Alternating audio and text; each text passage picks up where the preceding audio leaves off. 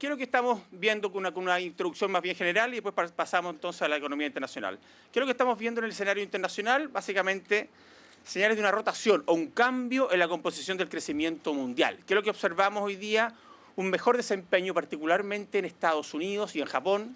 Yo diría que más consolidado en el caso de Estados Unidos, en el caso de Japón con un repunte fuerte, pero con todavía algunas interrogantes, ya nos vamos a referir a eso. Mientras que en las economías emergentes hay señales más claras de desaceleración. Vemos economías emergentes que, de hecho, ayer salió alguna información sobre una reducción en las proyecciones, por ejemplo, en el caso de China, que sigue creciendo harto, pero con una disminución en la proyección de crecimiento. Hemos visto crecimientos bastante modestos en el primer trimestre en países de la región, en Brasil, México, Colombia, alguna desaceleración también en Perú y, por cierto, un menor crecimiento en nuestra economía. ¿Y qué es lo que ha significado esto entonces? Un mayor crecimiento de las economías desarrolladas, marginal todavía, por cierto, y un menor crecimiento en las economías emergentes. De alguna forma ha empezado, o sea, ha dado un cierto proceso de convergencia. Todavía muy distante de las economías desarrolladas, con un crecimiento modesto, bajo, de las economías emergentes, pero sí se ha dado este cambio de escenario. Yo diría que ha sido un escenario algo más normal, porque la verdad es que la diferencia de crecimiento entre ambas economías era extraordinariamente, o ha sido extraordinariamente grande durante todo el último tiempo. ¿Dónde sigue el mayor problema? Por cierto, en la eurozona. El principal problema de la economía mundial sigue estando en la eurozona. La eurozona sigue en recesión. Acuérdense que ya lleva 6 trimestres consecutivos con crecimiento negativo y con problemas muy significativos que se mantienen en países, particularmente de la periferia, pero con países del centro que también empiezan a mostrar ciertas señales de fatiga. ¿Qué ha pasado en materia de las condiciones financieras? Las condiciones financieras en general internacionales han mejorado. La volatilidad de los mercados, los spreads de los distintos países se han reducido y se han mantenido ya por un tiempo relativamente considerable en niveles más bajos. Y por otra parte, también en términos generalizados, se ha producido un retroceso de las materias primas, que siguen, si uno lo mira en términos históricos, en promedio relativamente elevadas, pero ha tenido un retroceso importante. ¿Qué es lo que vemos, por otra parte, en Chile? Los datos del primer trimestre confirman una cierta desaceleración en la actividad y en la demanda interna, una desaceleración que podríamos decir que es de alguna forma bienvenida, razonable, la estábamos esperando, de hecho la proyectábamos en nuestro informe de política monetaria, pero debemos ser claros, ha sido, al menos lo que vemos hasta ahora, algo mayor de lo esperado, algo mayor de lo que estaba implícito en nuestras proyecciones en el informe de política monetaria. La inflación, por otra parte, tanto la total como la subyacente se han mantenido en niveles bajos. Estamos en niveles en torno al 1%. Eso es por abajo de nuestra meta, que es 3%, y por abajo incluso del rango de tolerancia que tenemos. Recordemos que tenemos un rango de tolerancia de más o menos 1%, y estamos por abajo de ese rango de tolerancia. Por otra parte, las expectativas de inflación también se han ajustado hacia la baja, aunque en el horizonte de política monetaria se mantienen, el horizonte de política monetaria, recordemos, son 2 años, se mantienen en torno a la meta, en torno al 3%. Pero vemos que las expectativas hacia más corto plazo y los precios de mercado están indicando inflaciones bajas en el próximo tiempo. Y en este escenario, ¿qué ha sucedido con la política monetaria?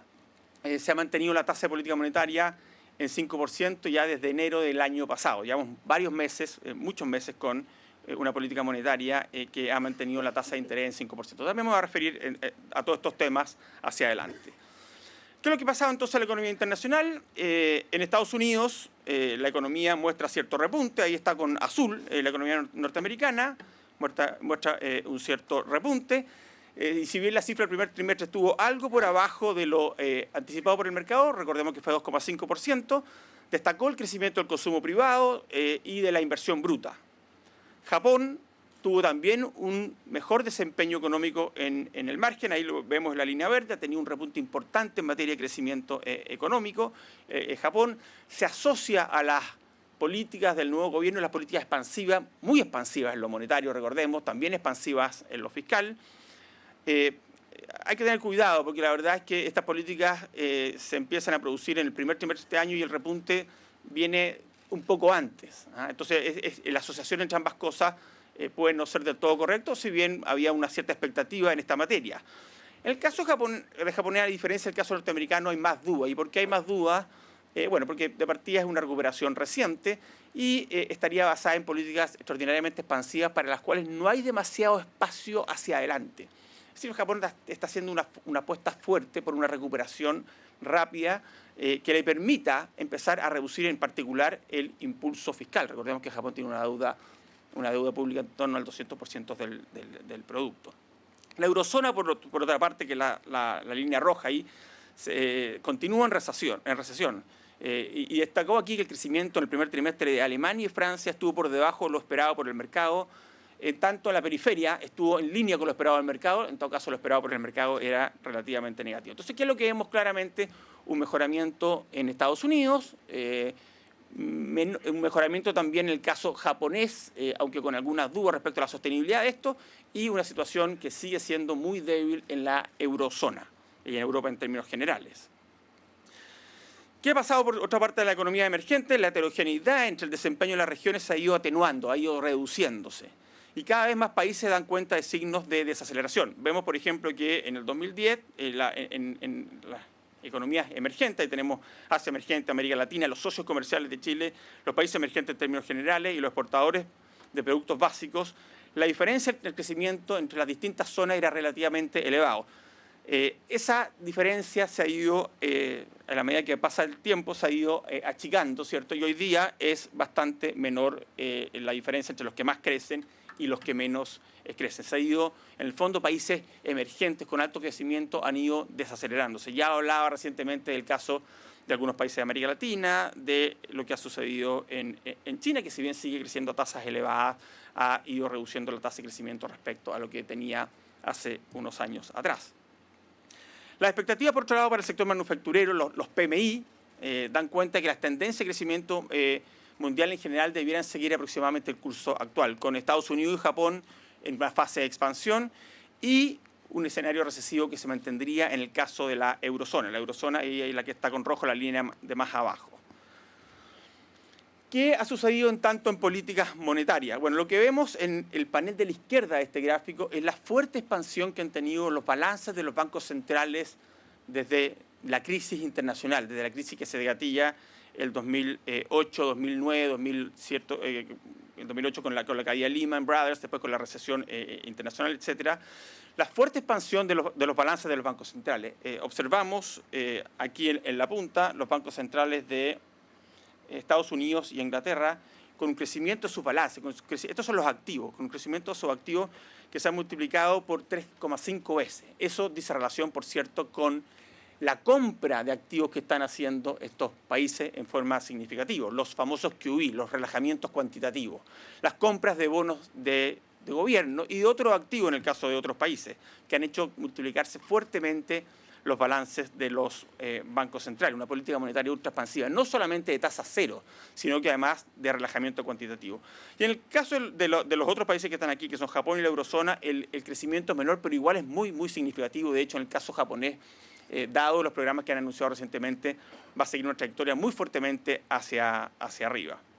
Precisamente uno de los temas que hoy día se está hablando en la economía mundial es qué pasaría o qué va a pasar con la economía mundial y en particular con los países emergentes cuando los países desarrollados, y en particular aquí estamos hablando del caso norteamericano, que es el caso más reciente y el caso en el cual ha estado en discusión, empiecen a relajar a quitar este estímulo monetario cuantitativo. Ya voy a hablar un segundo sobre eso.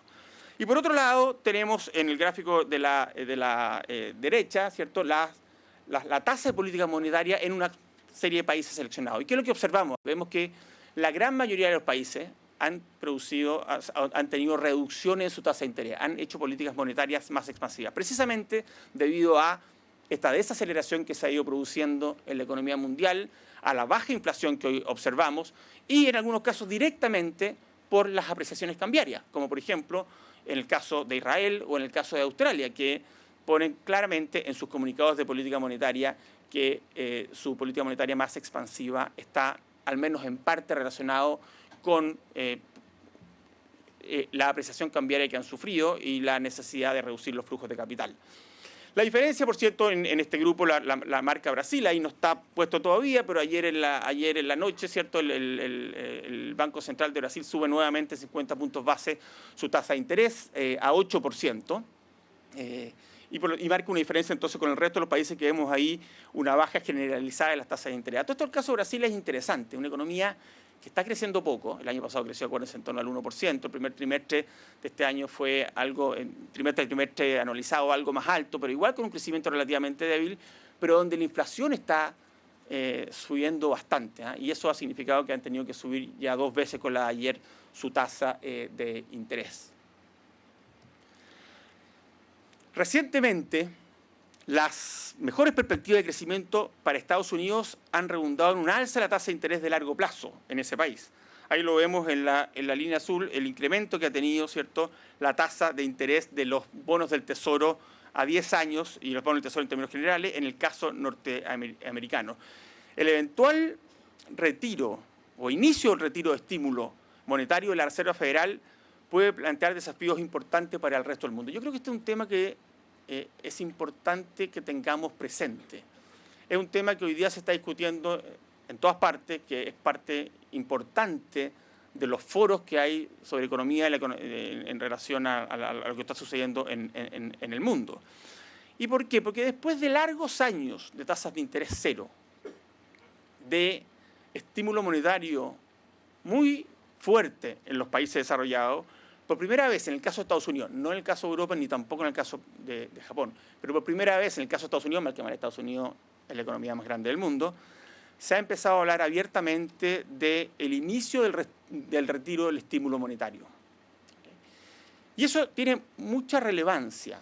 Tiene mucha relevancia porque eso significa un cambio en las condiciones monetarias particularmente en Estados Unidos, pero probablemente en general en el mundo desarrollado, con las implicancias que eso tiene para el resto de las economías. Probablemente vendría primero una reducción de las compras de activos, luego a lo mejor que se acaben eso y eventualmente después un alza de la tasa de política monetaria. Por supuesto, esto puede tomar largo tiempo, pero el mercado por primera vez está hablando en forma clara sobre esa posibilidad. Y en el hecho, lo que ha sucedido es que la tasa de interés de largo plazo, sin que se haya producido ningún retiro, y en la Reserva Federal, y en particular Ben Bernanke, ha sido extraordinariamente cauto respecto a esto, diciendo que antes de empezar el retiro, los estímulos van a ser muy cuidadosos para que no se produzca una especie de aborto de la recuperación que están teniendo, pero ya el mercado ha empezado de alguna forma a descontar esto. Y esto tiene implicancias sobre el resto del mundo. De hecho, hemos tenido depreciaciones importantes en las monedas de una gran cantidad de países que dicen relación con este efecto en particular. ¿Qué pasa si la tasa de interés, bueno, de hecho ya ha sucedido, la tasa de interés en Estados Unidos empieza a subir, sube de forma importante? ¿Qué es lo que va a pasar con las monedas? ¿Qué es lo que va a pasar con los flujos de capitales? Probablemente los flujos de capitales a las economías emergentes se van a revertir y eso va a tener un efecto sobre las apreciaciones cambiarias. Creo que sobre el tipo de cambio. Creo que eso es muy importante de tener en cuenta. Uno puede ver, la verdad es que lo que se ha empezado a hacer es ver qué es lo que sucedió en el pasado con este tipo de eventos. El año 94, por ejemplo, se considera un evento importante, donde las tasas de interés subieron en forma significativa, particularmente en Estados Unidos, y eso tuvo efectos obviamente, sobre el resto del mundo. Hay algunas diferencias y también algunas similitudes respecto a ese caso. Una de las diferencias es que en ese entonces la Reserva Federal estaba claro que la economía estaba en una suerte de pleno empleo, por lo menos con las brechas de capacidad cerradas. Hoy día eso evidentemente no es así.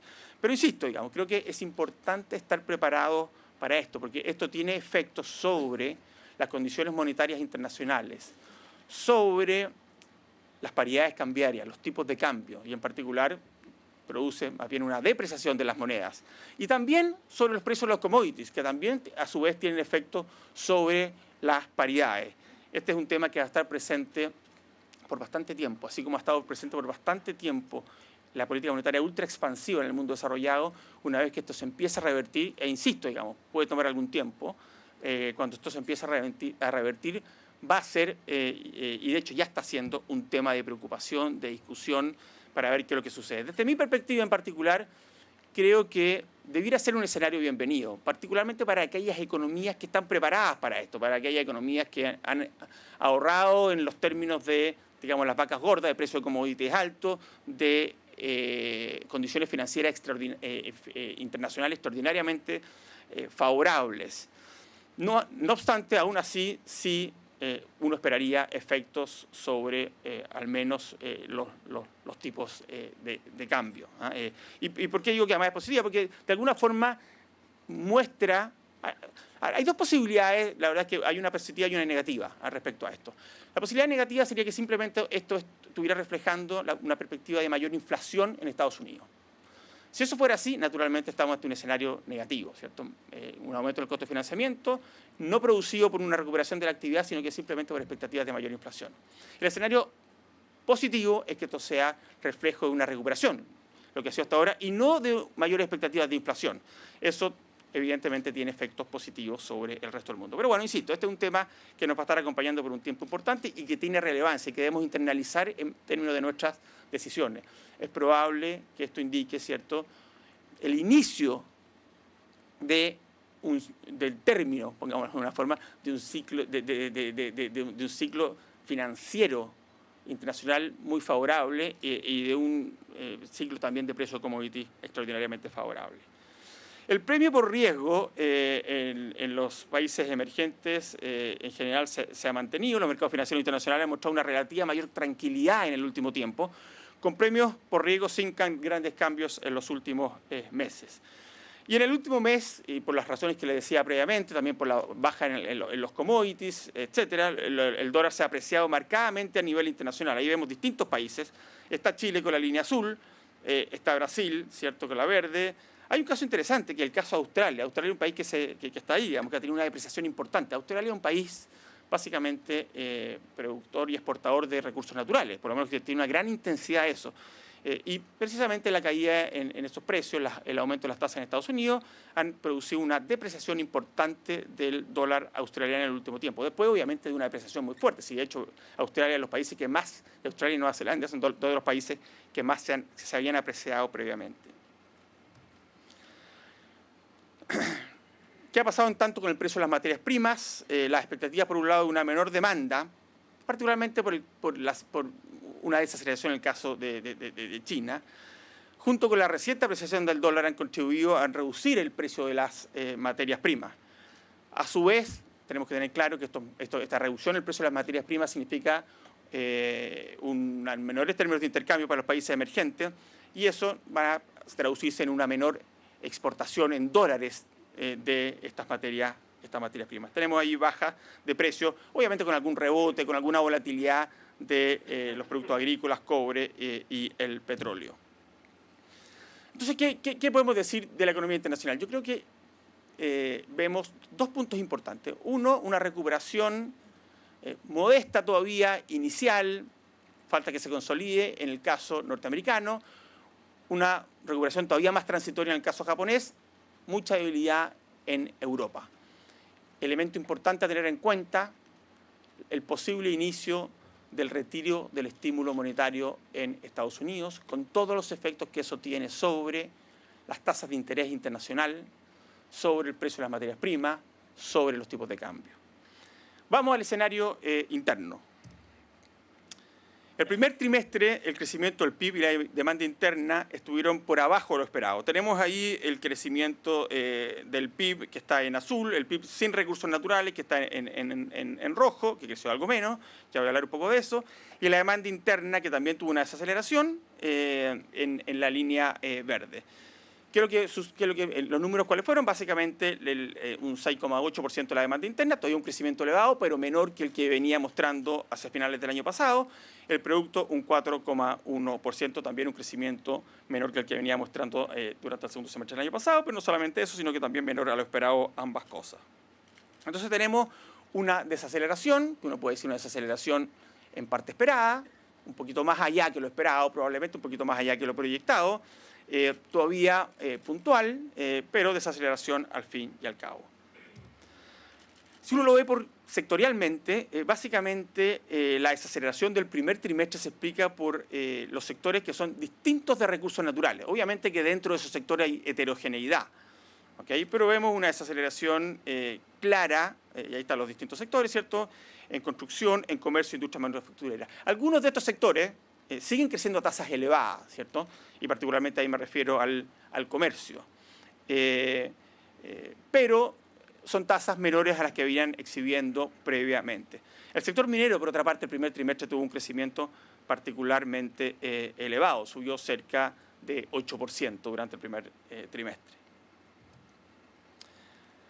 Déjeme detenerme en un punto, voy a salir un poquito de la coyuntura por unos minutos y voy a hablar de un tema que ha estado presente en la discusión, no solamente en Chile, sino que en Latinoamérica, y voy a ser muy breve, que es sobre este tema de los países que son dependientes de los recursos naturales. De alguna, no sé si han visto, digamos, ha estado saliendo análisis sobre que América Latina de alguna forma se estaría acabando el ciclo de los commodities elevados y América Latina de alguna forma habría desperdiciado este ciclo porque las exportaciones siguen muy concentradas precisamente en estos commodities. Y eso eventualmente significa un riesgo cuando estos commodities bajen de precio, cuando estos commodities se normalicen su precio hacia adelante.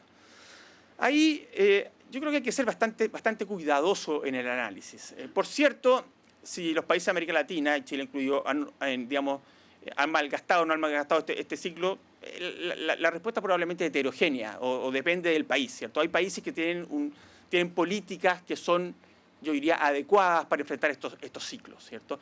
Políticas, estoy hablando del caso de Chile, de balance estructural, donde se ahorran los excesos, digamos, los precios por arriba de los de largo plazo, políticas de flexibilidad cambiaria donde se permite que el tipo de cambio fluctúe, entonces una baja como tiene como consecuencia una depreciación de la moneda y se produce un ajuste en la economía, bancos centrales autónomos, políticas monetarias independientes, cierta seriedad institucional, etc. Y otros países que obviamente que son menos fuertes en eso y que se han gastado de alguna forma este incremento en el precio de los commodities. Pero más allá de eso, es una maldición o una bendición tener recursos naturales. Y hay una gran literatura sobre esta materia. La verdad es que de nuevo la respuesta es depende. Depende cómo yo manejo los recursos naturales.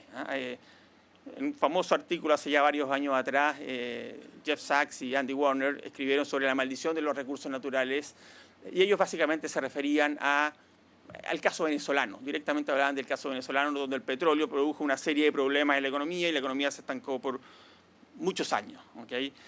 ¿Qué es lo que puede suceder? Claro, evidentemente hay efectos que son eventualmente negativos, como una enfermedad holandesa, si yo decido gastar, digamos, todos los recursos, o procesos de búsqueda de rentas. En el fondo, todo el país, todos los sectores buscando las rentas que se producen en ese recurso natural en vez de dedicarse a actividades productivas, pongámoslo de esa forma. Pero no siempre es así, ¿cierto? Y tenemos muchos ejemplos de países que tienen recursos naturales y han sido tremendamente exitosos. Yo les mencionaba recién Australia, ¿cierto? Australia tiene, las exportaciones de recursos naturales de Australia son algo así como un 80%, no muy distinto a Chile. Nueva Zelanda, Noruega, ¿okay? Canadá es un poquito más bajo, pero también es bastante intensivo en recursos naturales. O sea, todo esto depende cómo uno administre los recursos naturales y las bonanzas y las caídas, digamos. Una de las cosas que se menciona, y por eso tengo este cuadro aquí, es que la participación del cobre en las exportaciones totales ha subido. La respuesta que uno tiene a eso es, bueno, pero ¿cómo no va a haber subido? Si el precio del cobre subió de 70 centavos a $4 en el 2011. Naturalmente tiene que haber subido. Resulta que el año 2002 fue el año más bajo, cuando el cobre estaba en 70 centavos, las exportaciones de cobre representaban un 35%. Hoy día representan un 54%, pero el cobre está en $3.60. Entonces hay que tener cuidado con las comparaciones, porque la verdad es que si uno ve en términos de crecimiento de las exportaciones reales, eso está a continuación, el crecimiento de los sectores no cobre es muchísimo más alto. Entonces es cierto, cuando uno ve las cifras en dólares, la diversificación no aparece tal, aparece de hecho, voy a ir hacia atrás, ahí, de hecho aparece parecida a la que teníamos el año 1990, ¿cierto? Este año, como el precio del cobre probablemente sea algo más bajo, para tener algo menos de 50. O sea, podríamos estar algo así parecido a lo que teníamos el año 90. Entonces uno puede decir, ok, han pasado más de 20 años y no nos hemos diversificado. Claro, pero el precio del cobre el año 90 era $1.20 y este año probablemente sea, en nuestra estimación, extra 50, a lo mejor es algo menos que eso por los precios del último tiempo. Así que, insisto, digamos, hay que tener un poco cuidado y bueno, y eventualmente cuando el precio del cobre retorne a niveles más normales, se va a ir reduciendo esta fracción.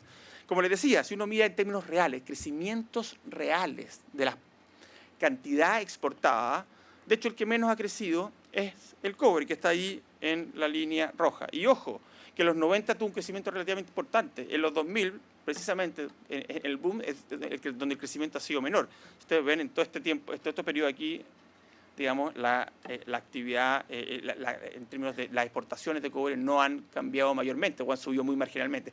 Es cierto que hay inversiones importantes en el último tiempo que van a significar algún incremento hacia adelante. Pero insisto, digamos, o sea, esta cosa de los recursos naturales, esta cosa que supuestamente somos, que dependemos exclusivamente del cobre, no lo veo como tal. Es cierto, sería absurdo negar que el cobre es muy importante para la economía chilena. Obviamente que lo es. Y naturalmente con una reducción del precio del cobre va a haber efectos. Va a haber efectos sobre el ingreso nacional, sobre los ingresos fiscales, sobre el tipo de cambio. Naturalmente es así, ¿ok? Pero de ahí a decir que estamos pendiendo un hilo de lo que pasa con el precio del cobre, creo que hay una exageración importante al respecto. De hecho, lo que hemos visto en términos reales, en términos de crecimiento de volúmenes, es bastante mayor crecimiento de exportaciones que son distintas de cobre. Volvamos a la coyuntura después de haber pasado por esta cosa un poquito más estructural.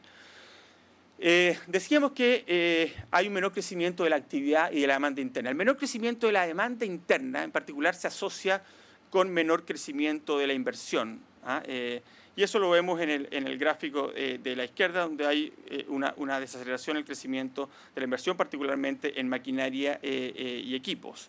Sin embargo, el consumo privado también evidenció un desempeño menor a lo esperado.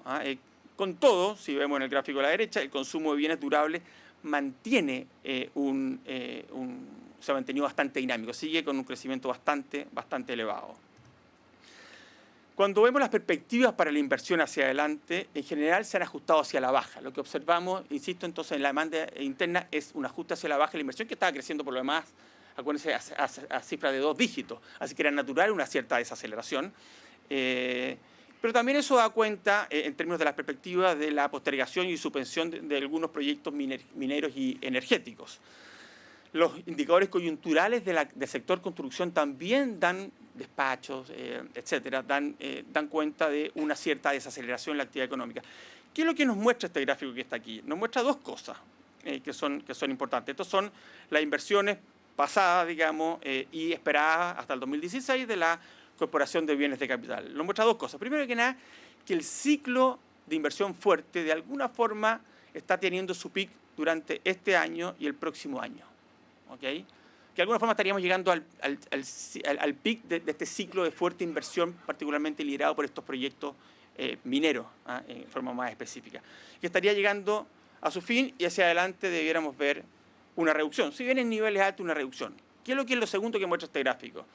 Los distintos colores de las distintas columnas indican los periodos de tiempo, septiembre, diciembre y marzo del 2013. ¿Y qué es lo que observamos? Si bien marginal todavía, observamos una reducción en las expectativas de crecimiento de la inversión en obras de ingeniería hacia adelante. ¿Okay? En otras palabras, la columna verde en todos los años hacia adelante se ha ido reduciendo. Básicamente, entonces, las perspectivas se han ajustado hacia la baja, dando cuenta, entre otras cosas, como decía, de la postergación y suspensión de proyectos mineros y energéticos en particular. Por otra parte, los antecedentes del consumo son menos claros que los antecedentes de la inversión en cuanto a señalar una desaceleración, ¿cierto? El gasto de los hogares en general sigue sustentado por el favorable crecimiento de los salarios y la confianza del consumidor. Aquí tenemos el mercado laboral, con un crecimiento importante de los salarios, que está aquí en la línea roja, y una tasa de desempleo que se mide en el eje izquierdo, que es bastante baja, ¿cierto? Es baja en términos históricos. O sea, tenemos los ingresos laborales creciendo en forma importante y eso de alguna forma explica que el consumo se haya desacelerado. Al fin y al cabo se ha desacelerado, pero se ha desacelerado menos que lo que se ha desacelerado la inversión. Una noticia positiva en todo caso, y de hecho ayer nosotros publicamos la encuesta financiera Hogares con datos de endeudamiento de hogares por quintiles, periodo de tiempo, etcétera, es que este ciclo de consumo elevado se ha sostenido en ingresos laborales más que en endeudamiento. Y eso es muy importante, ¿cierto? Porque naturalmente en la parte baja del ciclo, cuando se sostiene esto en base a endeudamiento, la situación es bastante más compleja. Por otra parte, bueno, y esto de alguna forma también ratifica lo anterior, las colocaciones han moderado sus tasas de crecimiento. Y por otra parte, las encuestas señalan que las condiciones de otorgamiento de créditos se han hecho más restrictivas en el margen. Lo que vemos ahí es el crecimiento de las colocaciones, tanto las de consumo vivienda, las comerciales, y en todas vemos una cierta desaceleración y vemos que por lo demás están creciendo tasas que son bastante inferiores a las que crecían en ciclos previos. Una preocupación que hemos tenido y que seguimos teniendo, obviamente, que es el déficit de la cuenta corriente, ¿cierto? Obviamente que la desaceleración de la demanda interna acota el riesgo sobre la cuenta corriente. Sin embargo, sigue siendo un riesgo importante, más aún si vemos que la desaceleración de la demanda es, al menos por el momento, más gradual que la desaceleración de la actividad. En todo caso, más allá de eso, igual el menor precio del cobre va a tener un efecto sobre el déficit en cuenta corriente. Aquí hay que tener cuidado, porque muchas veces uno ve análisis que simplemente dicen, ok, baja el precio del cobre 20 centavos, por lo que exportamos, y eso me dice exactamente entonces cuánto va a ser el mayor déficit en cuenta corriente. Pero esto no considera que hay efectos que llamamos endógenos que se producen cuando se produce esta baja del precio del cobre. ¿Y cuál es? Una es que básicamente se produce un repunte del tipo cambio, un menor crecimiento de la demanda interna, y eso a su vez produce un ajuste de la cuenta corriente. Así que hay que tener cuidado con cálculos demasiado mecanicistas en relación a esta materia. Por cierto, como hemos dicho otras veces, el déficit en cuenta corriente se explica en parte importante por la inversión tan fuerte que hemos tenido y además tiene que ver o se financia básicamente con inversión extranjera directa más que con deuda. Aún así, el déficit en cuenta corriente es una preocupación del Banco Central. Tipo de cambio real, obviamente, en un contexto de menor precio del cobre y apreciación del dólar en los mercados internacionales, el peso chileno se ha depreciado en lo más reciente. Ahí vemos que tenemos una pequeña cola hacia arriba en el tipo de cambio. Lo que está con el punto ahí marcado es el tipo de cambio actual, el otro está el promedio del mes. O sea, hemos tenido una cierta depreciación. La depreciación real evidentemente ha sido menor que la depreciación nominal y la razón es muy simple. Ha habido una depreciación de prácticamente todas, no todas, pero prácticamente todas las monedas con respecto al dólar en el último tiempo. Entonces, por eso es que la depreciación real es menor que la depreciación nominal. En todo caso, de alguna forma, quiero aquí destacar la importancia de la flexibilidad cambiaria. Lo hemos dicho siempre, pero lo reitero aquí. Tenemos una política de flexibilidad cambiaria. El tipo de cambio, entonces, puede subir, puede bajar. Estamos teniendo, digamos, un periodo de alza en el tipo de cambio que es reflejo de estos elementos más fundamentales que decíamos anteriormente. Y es bueno que sí sea, es bueno que los precios relativos entre los bienes transables y no transables se ajusten, y en este caso en particular se ajusten hacia arriba en un escenario internacional que dice relación con mayores tasas de interés en el mundo desarrollado y por otra parte con una caída en los términos de intercambio de Chile, ¿cierto? La inflación, por su parte, la total y la subyacente, ha descendido, influida por alguna serie de efectos, algunos de ellos transitorios y específicos. Todas las mediciones han caído. Hoy día estamos con inflaciones, como les decía al principio, en torno a 1%, la efectiva, también la subyacente.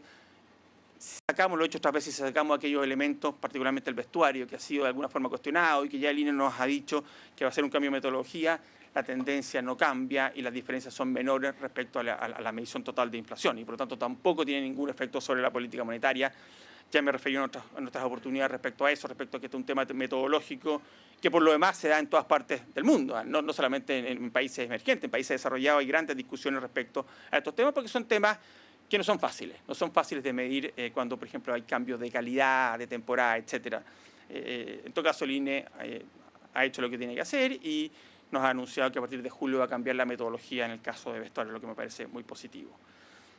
En todo caso, como síntesis, ustedes entenderán que este es un tema para nosotros particularmente relevante, la inflación se mantiene muy baja.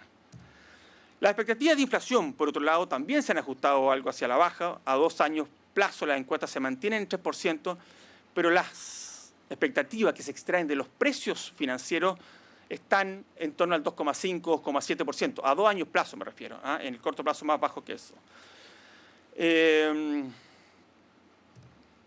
Por otra parte, en el contexto de las expectativas de mercado para la tasa de política monetaria, que están ahí en los distintos puntos, recordemos que la tasa está en azul, en la línea azul, se ha mantenido en 5% ya por un tiempo significativo, y las encuestas de expectativas tanto las encuestas de expectativa económica como la encuesta de operadores financieros, que están con puntos verdes y rojos ahí en esa lámina, muestran que las expectativas que había en algún momento de aumento de tasas, y en algún momento no tan lejano, hace un par de meses atrás, se han esfumado y hoy día no hay expectativas de aumento de la tasa de interés. De hecho, los precios financieros más bien descuentan, o más bien hablan de una política monetaria más expansiva hacia adelante. Déjenme terminar con algunos comentarios finales. En el plano externo, ya lo decíamos, la brecha entre las tasas de crecimiento de las economías desarrolladas y las emergentes se está reduciendo, ¿cierto? Se observan mejores desempeños en Estados Unidos y Japón y desaceleración en varias economías emergentes. Grandes problemas se mantienen en la zona euro. Los precios de las materias primas han bajado. En Chile, por otra parte, la actividad y el gasto se han desacelerado. Parte de esa aceleración esperada, bienvenida, algo, al menos el primer trimestre, obviamente que no necesariamente marca una tendencia, pero el primer trimestre algo más que lo esperado. La inversión más que el consumo. Si bien la desaceleración esperada y positiva, como decíamos, el primer trimestre fue algo mayor a la proyectada. La inflación, bueno, es el principal objetivo del Banco Central, es baja y las expectativas de inflación se han reducido. Es importante señalar lo siguiente. La eventual consolidación de un escenario de baja inflación, por un lado, y desaceleración de la actividad, por otra parte, tiene implicancias en la política monetaria.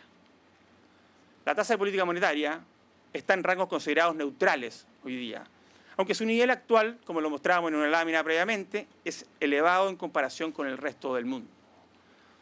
Por último, señalo que el Consejo sigue de cerca la evolución del escenario macroeconómico externo e interno y sus consecuencias sobre la inflación, y reitera su compromiso de conducir la política monetaria de manera que la inflación proyectada se ubique en 3% en el horizonte de política. Muchas gracias.